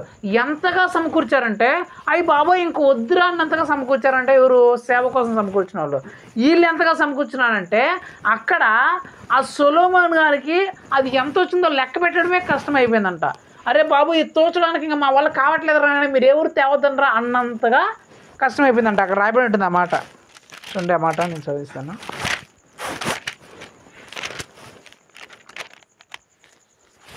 లెక్కింపలేనంత బంగారమును, వెండియు, ఇత్తడిని, ఇనుమును నీకు ఉండెను. లెక్కించలేకపోతానంట ఇన్ని కేజీలు ఉన్నాయని చెప్పేసి అక్కడ వచ్చిందంతా ఇన్ని కేజీలు ఉన్నాయరా, ఇంత వచ్చిందిరా అని చెప్పడానికి అది తోచడానికి అవకాశం లేనంతగా వాళ్ళు సమకూర్చి పెట్టారంట. దేనికోసం? దేవుని మందిరం నిర్మాణం కోసం. నెక్స్ట్ చూద్దాం. వీళ్ళు ఏమయ్యారు? ఈ దేవుని మందిర నిర్మాణం కోసం సమకూర్చబడిన వాళ్ళు ఆస్తిని దేవుని సేవ కోసము, దేవుని మందిర నిర్మాణం కోసము కావలసిన డబ్బును, ఆస్తిని సమకూర్చిన వాళ్ళందరూ ఏమయ్యారంటే మొట్టమొదటిగా పరిశుద్ధులకు లిస్టులోకి వచ్చారు. ఎవరి లిస్టులోకి? స్వర్గంలోనికి ఎక్కే లిస్టులోనికి వచ్చారు. వాళ్ళు ఎంతైతే ఇచ్చారో అంతకంటే కొన్ని వందల రెట్లు దేవుడు వాళ్ళకి దయచేసి ఇచ్చినట్టు మనం చదువుతాం. ఇప్పుడు టైం లేదు కాబట్టి నేను చెప్పట్లా. వాళ్ళు ఎంతైతే దేవుని సేవ కోసం, దేవుని మందిరం కోసం ఇచ్చారో దానికంటే కొన్ని వందల రెట్లు, వేల రెట్లు ఎక్కువగా ఇచ్చారంట దేవుడు. కనాను దేశాన్ని, పాలు తేనెలు ప్రవేశించే కనాను దేశాన్ని, సమృద్ధి గల దేశాన్ని దేవుడు వాళ్ళకి ఇచ్చేశాడు. రేపు మీరు నాకు సేవ కోసం, నా మందిరం కోసం ఇంత ఇచ్చారు కదా, మీకోసం ఈ దేశాన్ని నేను ఇచ్చేస్తానని చెప్పేసి కనాను దేశాన్నే దేవుడు వాళ్ళకి ఇచ్చేశాడు. సో నెంబర్ 3 చూద్దాం ఏం సమకూర్చారు.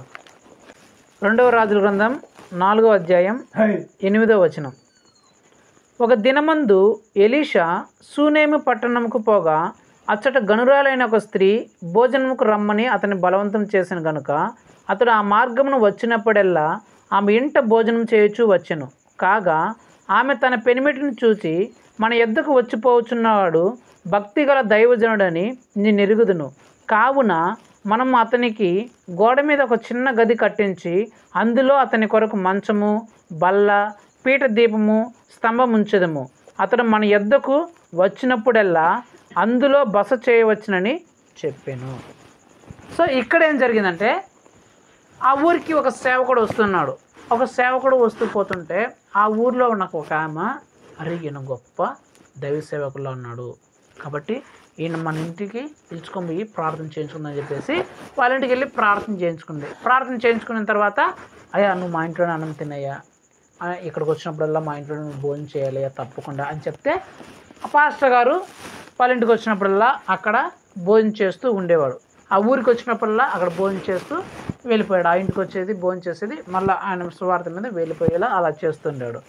ఈమె అలా ఉన్న సందర్భంలో ఈమెకు ఒక ఆలోచన వచ్చింది, అరే ఈ సేవకుడు గొప్ప దైవ సేవకుడు కదా, ఈయన మన ఇంటికి వచ్చి భోజనం చేసుకుపోతున్నాడు కదా, ఇక్కడికి వస్తే ఆయన వడివడిగా అరే ఇక్కడ ఏం స్థలం లేదు, ఇల్లు లేదు, మనం ఇక్కడ ఎలా ఉండేది, మనం వెళ్ళిపోవాలి కదా అని ఆయన వచ్చి సేవ ముంచుకొని వెళ్ళిపోయేలా, అంత టెన్షన్ పడి వెళ్ళిపోయేలా కాకుండా మనం మన ఇంటి మీద ఒక చిన్న రూమ్ వేద్దాం. రూమ్ వేసి ఒక చిన్న మంచం వేసి ఆయన చదువుకోవడానికి ఒక మంచి టేబుల్ వేసి ఒక దీపస్తంభాన్ని పెడదాం.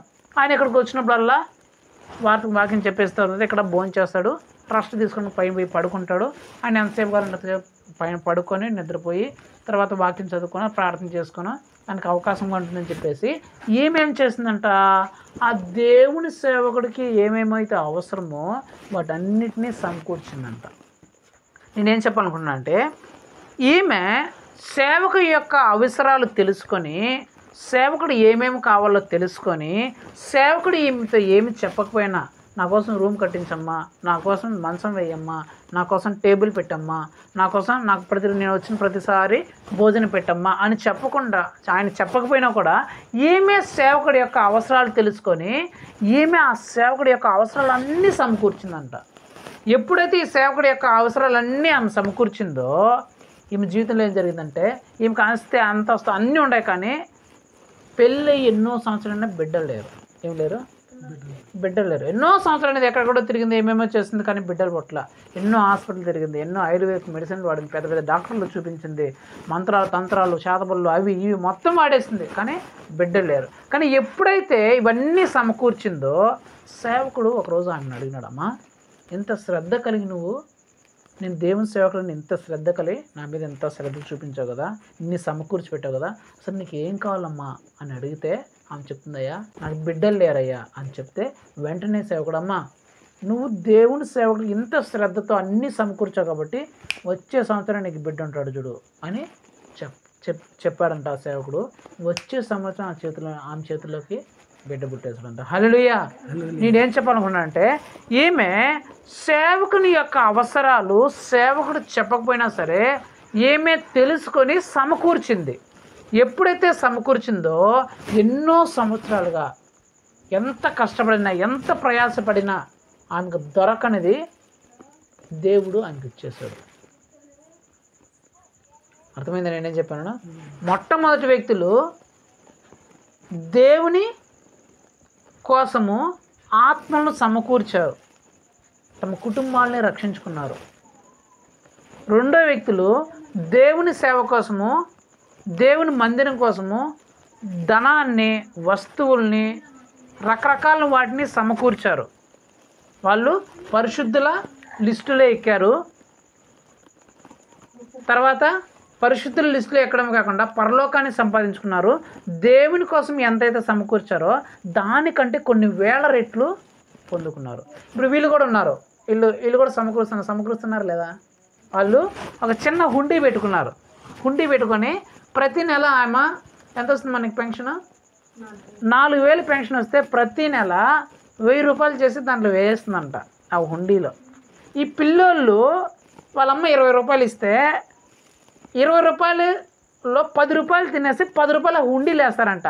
నాకు వచ్చి చెప్తారు, మా అమ్మమ్మ నాకు 20 రూపాయలు ఇచ్చింది, 20 రూపాయలు ఇస్తే మేమిద్దరం 5 రూపాయలు కొనుక్కొని తిన్నాము, మిగిలిన 10 రూపాయలు ఏం చేసినారంటే మిగిలిన 10 రూపాయలు మేము హుండీలు వేసినామ్మా అని వాళ్ళు చెప్తారు. వాళ్ళు అట్లా చెప్తారు. ఆమె చెప్పింది నేను ఇట్లా హుండీలో వేస్తున్నానని. అసలు ఎందుకు వేస్తున్నారమ్మా మీరు హుండీలో అని అడిగితే వాళ్ళు అంటారు, క్రిస్మస్ వస్తుంది కదా, క్రిస్మస్ కోసం మేము దేవుని కోసం ఇప్పుడే కూడబెడుతున్నాము అని చెప్పారు. ఆ మాట చెప్పినప్పుడు నాకు ఎంతో సంతోషం వేసింది.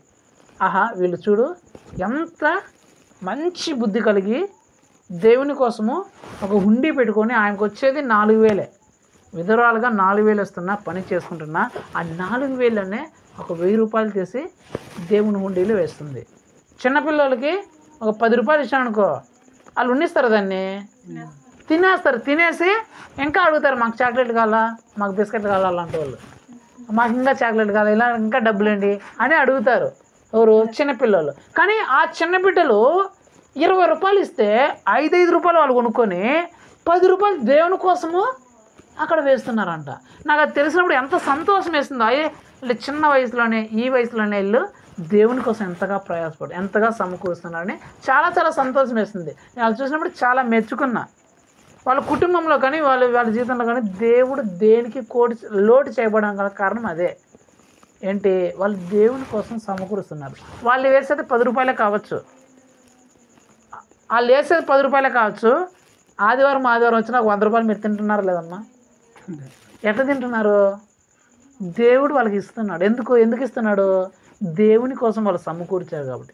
దేవుడి కోసం వాళ్ళు సమకూర్చారు కాబట్టి వాళ్ళు 10 రూపాయలు సమకూరిస్తే దేవుడు అంత ఇచ్చాడు. కారణం ఒకటే, దేవుని కోసం, దేవుని సేవ కోసం, దేవుని పరిచర్య కోసం వాళ్ళు సమకూరుస్తున్నారు కాబట్టి. ఆమె కూడా అంతే. ఆమెకు ఎవరు తోడు లేకపోయినా, ఆమె విధవరాలుగా ఉన్నా సరే, ఎవరు సహాయం చేయకపోయినా సరే, ఏ లోటు నాకు ఈ లోటు ఉంది ఆమె నాకు ఎప్పుడు చెప్పిన నేను చూడలా.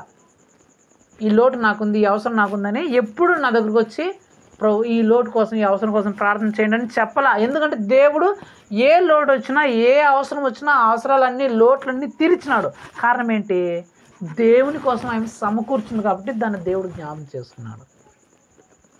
దేవుని కోసం సమకూరిస్తే, దేవుని సేవకుడికి అవసరాలు మీరు సమకూరిస్తే దేవుడు మీకు ఎన్నో సంవత్సరాలుగా తీరని వాటిని, ఎన్నో ఏండ్లుగా మీరు బాధపడుతున్న వాటిని, చింతిస్తున్న వాటిని దేవుడు తీర్చేస్తాడు. సో చివరిగా ఫైనల్గా నేనేం చెప్పాలనుకున్నా, లాస్ట్ది ముగిద్దామని చూసుకుని తిండి. అపోస్తలుల కార్యములు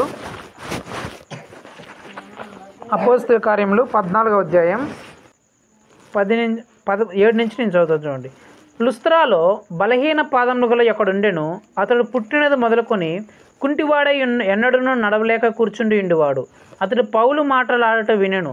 పౌలు అతని వైపు తేరు చూచి స్వస్థత పొందుటకు అతనికి విశ్వాసం ఉండని గ్రహించి, నీ పాదములను మోపి సరిగ్గా నిలువమని బిగ్గరగా చెప్పినప్పుడు అతడు గంతులు వేసి నడవసాగను. జను సమూహములు పౌలు చేసిన దాన్ని చూసి లుకయోనియలో భాషలో దేవతను మనుష్య రూపం దాల్చి మన యొద్దకు దిగి వచ్చున్నారని చెప్పాను. 18 పట్టణముకు ఎదురుగా ఉన్న ద్యుపతి యొక్క పూజారి ఎడ్లను పూలదండలను ద్వారముల యొద్దకు తీసుకుని వచ్చి సమూహముతో కలిసి బలి అర్పింపవలనని ఉండెను. అపోస్తులైన బర్నబాయు పౌలును ఈ సంగతి విని తమ వస్త్రములు చించుకొని సమూహంలోనికి చొరబడి, అయ్యలారా, మీరుకెందుకు ఇలాగ చేయుచున్నారు? మేము కూడా మీ స్వభావం వంటి స్వభావం గలవారమే. మీరు ఈ వ్యర్థమైన విడిచిపెట్టి ఆకాశమును భూమిని సముద్రమును వాటిలో ఉండు సమస్తమును సృజించిన జీవము గల దేవుని వైపు తిరగవలనని మీకు సువార్త ప్రకటిస్తున్నామని చెప్పిరి. ఇక్కడ జరిగిన సమయం అంటే, పౌలు గారు ఒక దగ్గర ఉపదేశం చేస్తున్నాడు, వాక్యం చెప్తున్నాడు. అక్కడ ఎన్నో సంవత్సరాలుగా కాళ్ళు లేక, కుంటి రోగంతో పైకి నడవలేక బాధపడుతున్న వ్యక్తి ఒక వ్యక్తి ఉన్నాడు. ఎన్నో సంవత్సరాలుగా పుట్టినప్పటి నుంచి అతను నడచలేడు. కాళ్ళు ఉన్నాయి కానీ కుంటోడు నడచలేడు, కిందనే కూర్చోంటాడు. అలాంటి వ్యక్తిని పౌలు గారు చూసి, నువ్వు నడవలేవా, నువ్వు బాగోవాలనుకుంటున్నావా, యేసు ప్రభు నిన్ను బాగు చేస్తున్నావు అని చెప్పలా. నువ్వు లేచి నడువురా అని చెప్పగానే వాళ్ళు లేచి నడిచేశాడంట. లేచి నడిచేస్తే ఆ వాక్యం వినడానికి ఆ ఊర్లో ప్రజలందరూ వచ్చేసి, అరే ఈయనెవర్రా స్వామి, నువ్వు ఆ కంటోని చూసి ఎన్నో సంవత్సరాలుగా ఇతను కాళ్ళు లేకున్నాడు కదా, ఆయన ఎవరు, నువ్వు లేచి నడురా అని చెప్పగానే లేచి నడిచేసినాడు. అమ్మో ఇతను దేవతలాగా ఉన్నాడు, దేవుడిలాగా ఉన్నాడు, అమ్మో ఈయన దేవుడిలాగా వచ్చేసినాడు. కొందరు చెప్తారు కదా, బాబా లాగానే దేవుడు వచ్చేసినాడు, ఈ బాబానే, ఈ స్వామీజీ అనే దేవుడు పూజ చేస్తున్నారు కదా. అట్లా వీళ్ళు కూడా అమ్మో దేవుడు వచ్చేసినాడు, ఈ బాబా రూపంలో వచ్చేసినాడు, ఈ స్వామీజీ రూపంలో వచ్చేసినాడు, ఈ పౌలు గారి రూపంలో దేవుడు వచ్చేసినాడు అని చెప్పేసి ఏం చేస్తారు, పూలు పండ్లు పూజలు చేస్తారు కదా బాబాలకి. అట్లా వీళ్ళు ఆ పౌలు గారికి పూజలు చేయాలని చెప్పేసి, ఎడ్లను బలి ఇచ్చారని చెప్పేసి, పూలదండలు వేసినట్టు అన్నీ ఎత్తుకొచ్చేస్తానంట. పూజ చేయడానికి, టెంకాయలు కొట్టడానికి, దండలు వేయడానికి అన్నీ ఎత్తుకొచ్చేస్తుంటే పౌలు గారు, ఓరే నాయన మీకు దండరా స్వామి, నేను కాదు ఇదంతా చేసింది, ఓయమ్మ నేను కూడా మీలాంటి మనిషి ఉన్నారా స్వామి, మీరు ఇట్లా తగులుకున్నారు నాకు, నేను కాదరా ఇది చేసింది, ఇతన్ని బాగు చేసింది యేసు ప్రభు, ఇతను బాగు చేసింది యేసు ప్రభు అంటే వీళ్ళు ఒప్పుకోవడం. అమ్మో కాదు నువ్వే దేవుళ్ళలాగా ఉన్నావు, నువ్వే బాగు చేసినావు అని చెప్పేసి వీళ్ళు పూజలు చేయడానికి, బలి అర్పించడానికి వచ్చేసరికి వీళ్ళు సచ్చి బతికి అక్కడ రాయడం మాట తంటాలు పడ్డాడంట. వాళ్ళని ఆపడానికి, ఆ బలి చేయడానికి ఆపడానికి తంటాలు పడ్డాడంట. నేనేం చెప్పాలనుకుంటున్నానంటే, పౌలు గారు దేవుని బట్టి గొప్ప కార్యం చేశారు. ఇతడే దేవుడేమో అనుకొని ఆ ప్రజలందరూ పౌలు గారిని ఘనపరచడానికి, గొప్ప చేయడానికి, పూజ చేయడానికి, నమస్కరించడానికి వస్తుంటే పౌలు గారు, అబ్బా ఇది కదా నేను కోరుకున్నది, ఇలాంటి పేరు కదా నాకు రావాల్సింది, అది నాకు ఇట్లా పేరు రావాలా, నాకు ఇలా రావాలా అని ఆ పేరు, ఆ పలుకుబడి తీసుకోవాలని కోరుకోవాలా. నాకు వచ్చేలే పేరు, నేను గొప్ప అయిపోవాలా, నేను అందరూ నన్ను ఇట్లా పొగడాలా, ఇట్లా నాకు సన్మానాలు చేయాలా అనుకోవాలా. ఏమన్నాడు, ఇది నా వల్ల కాదు, ఇది యేసు ప్రభు చేసింది, ఇది యేసు ప్రభు చేసిన కార్యం, ఇది యేసు ప్రభు చేసిందని యేసు ప్రభువు మహిమపరిచాడంట. అంటే యేసు ప్రభుకు పేరు రావడాన్ని, యేసు ప్రభుకు పేరు సంపాదించడానికి యేసు ప్రభు యొక్క పేరును సమకూర్చాడంట అనేక చోట్ల. యేసుక్రీస్తుకు ఘనత, యేసుక్రీస్తుకు పేరు, యేసుక్రీస్తుకే మంచి గొప్ప ఘనతను సమకూర్చారంట ఈ పౌలు గారు. ఎప్పుడైతే యేసు ప్రభు వారికి ఆ పేరును ఆ ఘనతను సమకూర్చారో రాయబడిన మాట, ఆ పౌలు గారు ఎలా మార్చబడ్డారంటే భూలోకాన్ని తలకిందులు చేసే వ్యక్తిగా పౌలు గారు మార్చబడ్డాడు. హల్లెలూయా. ఇంకా కొందరు వ్యక్తులను చూస్తే యేసుక్రీస్తుకు మంచి పేరు రావడానికి, యేసుక్రీస్తుకు పేరు సమకూర్చడానికి ఎన్నో అవమానాలు పొందడానికి కూడా సిద్ధపడిపోయారు. కొందరు జైలు పాలయ్యారు, కొందరు కొరడాలతో కొట్టబడ్డారు, కొందరు రంపాలతో కొట్టబడ్డారు, సిలువ వేయబడి చంపబడ్డారు. పౌలు గారు చెప్తారు, నేను యేసుక్రీస్తు పేరు గొప్ప చేయడానికి ఈ చెరసాలలో వేయబడడం కాదు, నేను చచ్చిపోవడానికి కూడా నేను సిద్ధంగా ఉన్నాను అని యేసుప్రభు పౌలు గారు చెప్తారు. ఎంతోమంది యేసుప్రభుకు మంచి పేరు తెచ్చేవారని, ఆ పేరును అంతా ప్రకటించాలని చెప్పేసి, అందరూ తెలుసుకోవాలని చెప్పేసి, యేసుక్రీస్తు యొక్క పేరును సమకూర్చాలని చెప్పేసి ఎంతోమంది అవమానాలు నిందలు పడడానికి సిద్ధపడ్డారు. ఎంతోమంది గాయాల పాలయ్యారు, ఎంతోమంది చంపబడ్డారు, ఎంతోమంది సమస్తాన్ని విడిచిపెట్టుకున్నారు. కారణం ఒకటే, యేసుక్రీస్తు యొక్క పేరును సమకూర్చడానికి, యేసుక్రీస్తుకు పేరు ఘనత సమకూర్చుకోవడానికి వీళ్ళు ఇలాంటి కార్యం చేసి అత్యున్నతమైన స్థాయికి వీళ్ళు వెళ్ళారు. సో 4 వ్యక్తులు నేను చెప్పా. ఫస్ట్ 3 వ్యక్తులు యేసుక్రీస్తుని పక్కన పెట్టి దేవుని పక్కన పెట్టేసి వారి కోసం సమకూర్చున్న వ్యక్తులు ఏమయ్యారో చూసాం. తర్వాత 4 వ్యక్తులు తమకున్న సమస్తమును విడిచిపెట్టి యేసుక్రీస్తు కోసం సమకూర్చారు. ఆమె వ్యభిచారం చేసే స్త్రీ తమ అప్పటి వరకు చేసే వ్యభిచారాన్ని విడిచిపెట్టేసి యేసుక్రీస్తు కోసం ఆత్మలని సమకూర్చింది. సమరయ స్త్రీ అప్పటి వరకు చేస్తున్న తన పాపిష్టి బ్రతుకును విడిచిపెట్టేసి తన ఊరంతటిని యేసుక్రీస్తు కోసం సమకూర్చింది. ఇజ్రాయేలీ ప్రజలు తమకున్న ఆస్తిని, ఆ డబ్బుల్ని అంతటిని దేవుని కోసం వదులుకోవడానికి సిద్ధపడిపోయి దేవుని సేవకు, దేవుని మందిరానికి ఆ డబ్బుల్ని, కావాల్సిన వస్తువులన్నిటినీ సమకూర్చారు. ఆ శూనేమిర్యాలు తనకున్న ఆస్తిని అంతటిని వదులుకొని ఇల్లును కట్టించి, దేవుని సేవకుడి కోసము ఇల్లును కట్టించి బల్లను, బెడ్ని అంతటినీ సిద్ధం చేసింది. చిట్ట చివరిగా ఈ సేవకులందరూ దేవుని పేరు కోసము, దేవునికి పేరు సమకూర్చుకోవడానికి, యేసు ప్రభు పేరు సమకూర్చడానికి, తాము హింసింపబడడానికి, నిందింపబడడానికి, కొట్టబడడానికి, చివరికి చంపబడడానికి కూడా పడిపోయారు. మరి నీ పరిస్థితి ఏంది? నువ్వు దేన్ని సమకూర్చుకుంటున్నావు అనేదే క్వశ్చన్. 3 వ్యక్తులేమో వాళ్ళకి సంబంధించింది సమకూర్చుకున్నారు. 4 వ్యక్తులేమో అన్నిటిని విడిచిపెట్టి దేవుని కోసం సమకూర్చారు. మరి నువ్వు దేన్ని సమకూరుస్తున్నావు? నీ డబ్బుల కోసం, డబ్బులు సంపాదించుకోవడానికి దేవుని విడిచిపెట్టేసినావా? లేకపోతే నీ అధికారం కోసము దేవుని పక్కన పెట్టేసావా?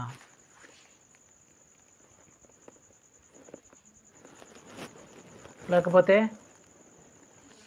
నీ పేరు కోసం, నీ పలుకుబడి కోసము దేవుణ్ణి పక్కన పెట్టేసావా?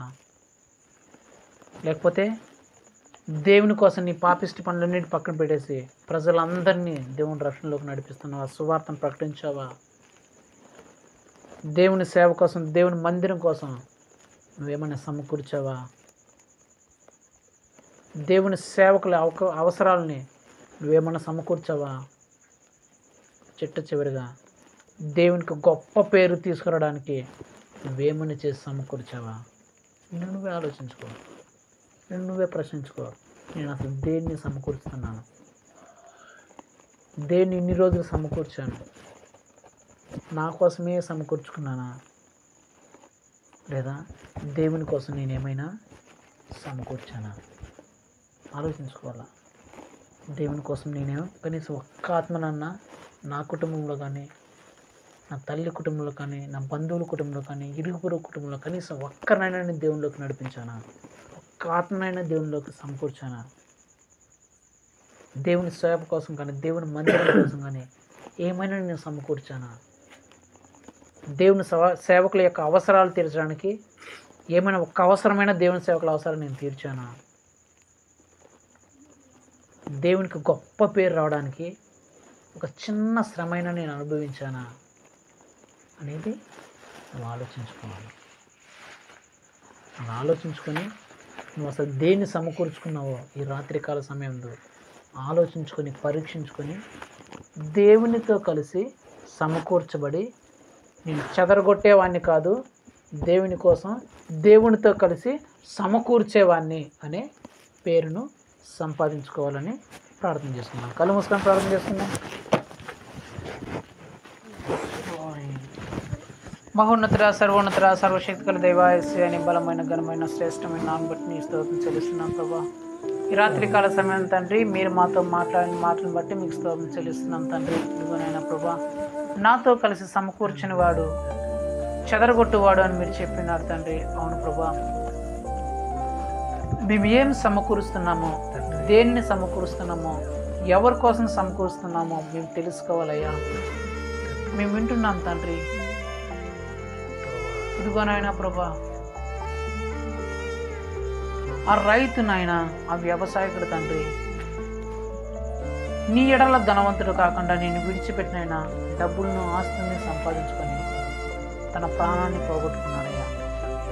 ఇస్కరేతు యూదా ప్రభా, నిన్ను పక్కన పెట్టేసి ప్రభా, ధనాన్ని సంపాదించుకోవాలని చూసి సమకూర్చుకోవాలని చూసినైనా తన వెంతకు తానే ఉరేసుకొని కింద పడి పొట్ట పగిలి పేగులు బయటకు వచ్చేలాగా భయంకరంగా చనిపోయాడు ప్రభా. గెహజీ నాయన మిమ్మల్ని విడిచిపెట్టి తండ్రి ధనం సమకూర్చుకోవాలని చూసి తనకు తన కుటుంబం మీదకి కుష్టి రోగాన్ని తెచ్చారయ్యా. లోతు ప్రభా మిమ్మల్ని విడిచిపెట్టి అధికారం కోసం అధికారం సమకూర్చుకోవడానికి ఇదిగోనైనా తాను తన కుటుంబం భయంకరంగా నశించిపోవడానికి కారణమైంది తండ్రి. కోరహు, దాతాను, అభిరాములు ప్రభా అధికారాన్ని బలాన్ని సమకూర్చుకోవాలని మిమ్మల్ని విడిచిపెట్టినైనా తాము కుటుంబాలు ప్రభా భూమిలోకి దిగిపోయి చనిపోయినట్లు మేము చూస్తున్నాం తండ్రి. అలాగేనైనా హేరోదు రాజు ప్రభా నిన్ను విడిచిపెట్టి నిన్ను పక్కన పెట్టి తనకు పేరును తనకు పలుకుబడిని సంపాదించుకోవాలని చూసినైనా అక్కడికక్కడే పురుగులు పడి చచ్చిపోయేట్లు మేము చూస్తున్నాం తండ్రి. అవును ప్రభా, నిన్ను విడిచిపెట్టినైనా తమ సొంత వాటి కోసం ప్రయాసపడిన వాళ్ళు ఆస్తులను సంపాదించుకోవడానికి, అధికారాన్ని పేరును పలుకుబడిని సంపాదించుకోవడానికి, పేరు ప్రఖ్యాతులను కీర్తులను సంపాదించుకోవడానికి చూసిన వాళ్ళకి ఎలాంటి భయంకరమైన పరిస్థితులు పడి ఉన్నారో మేము చూసాం తండ్రి. అలా కాకుండానైనా మీకోసం సమస్తము విడిచిపెట్టిన వాళ్ళు ఎంత గొప్ప ఉన్నత స్థానంలోకి వెళ్ళారో మేము చూస్తున్నాం తండ్రి. వేశ్య అయిన రాహాబు తండ్రి నీకోసం తండ్రి ఆత్మలు సమకూర్చిందయ్యా. సమరయ స్త్రీ ప్రభా నీకోసం ప్రభా ఆత్మలు సమకూర్చిందయ్యా. ఇజ్రాయేలు ప్రజలు ప్రభా దావీదు మహారాజునైనా ఇదిగో తండ్రి నీ సేవ కోసం ప్రభా, నీ మందిరం కోసం ప్రభా అనేకమైన ఆస్తులను, డబ్బులను, వస్తువులను సమకూర్చారయ్యా. సునేమురాలు ప్రభా మీ సేవకుల కోసం నాయనా సేవకుల యొక్క అవసరాలన్నిటినీ సమకూర్చిందయ్యా. నీ సేవకులు అపోస్తులు ప్రభా నీ నామం మహిమ కోసం తండ్రి, నీ నామం గొప్ప చేయడానికి ప్రభా నిందలను అవమానించారు, శ్రమలను తట్టుకున్నారు ప్రభా, చంపబడడానికి కూడా ప్రభావాలు సిద్ధపడి ఉన్నారు తండ్రి. వాళ్ళు ఎంతో గొప్ప స్థాయిలోకి వెళ్ళినట్టు మేము చూస్తున్నాం తండ్రి. మేము కూడా ప్రభా వేటిని సమకూరుస్తున్నాము. ఈ రాత్రికాల సమయంలో మమ్మల్ని మేము పరీక్షించుకుంటూ కృప చూపించండి అయ్యా. మిమ్మల్ని విడిచిపెట్టి కేవలం మా కోసమే మేము సమకూర్చుకుంటున్నామా, లేకపోతే మాకు ఉన్నటి అన్ని ప్రభా మీకోసం వదులుకొని ప్రభా మీకోసం సమకూరుస్తున్నామా? మమ్మల్ని మేము పరీక్షించుకుంటూ సహాయం దయచేయమని బ్రతుకులాడుకుంటూ అలా పరీక్షించుకొని ప్రభా ఇదిగో సమకూర్చి మీకోసం ప్రభా మీతో కలిసి సమకూర్చి ఉన్నతమైన స్థాయిలోకి వెళ్ళి పరలోక రాజ్యంలో చేరుటకు మీరు కృప చూపించమని బ్రతుకులాడుకుంటూ మా తండ్రి, మా దేవుడు, మా ప్రభువునైనా యేసుక్రీస్తు యొక్క పరిశుద్ధమైన నామములో అడిగి వేడుకొనుచున్నాం మా పరలోక తండ్రి, ఆమేన్. నా ప్రాణమా యెహోవాను సన్నిధించుము, నా అంతరంగ సమస్తము ఆయన పరిశుద్ధ నామమును సన్నిధించుము. నా ప్రాణమా యెహోవాను సన్నిధించుము, ఆయన చేసిన కార్యంలో దేనిని మరొకము. ఆమేన్. మన తండ్రి అయిన దేవుని ప్రేమయు ప్రభు యేసుక్రీస్తు యొక్క కృపయు పరిశుద్ధాత్మ దేవుని అన్యోన్య సహవాసము నిత్యము ఇప్పుడునే ఎల్లప్పుడూ ఇక్కడ కూడి ఉన్న ప్రతి ఒక్కరితో పాటు మరి ముఖ్యంగా నేను నా దేవునితో కలిసి ఆయన కోసం, ఆయన రాజ్యం కోసం ఆత్మను సమకూరుస్తాను, ఆస్తులను అంతస్తును సమకూరుస్తాను, సేవకుల అవసరాలను సమకూరుస్తాను, అలాగే దేవుని నామ మహిమను సమకూరుస్తానని తీర్మానించుకున్న ప్రతి ఒక్క బిడ్డలతో సదాకాలం తోడైండి నడిపించి దీవించి ఆశీర్వదించి స్థిరపరచి బలపరచును గాక. ఆమేన్. హల్లెలూయా, హల్లెలూయా, హల్లెలూయా.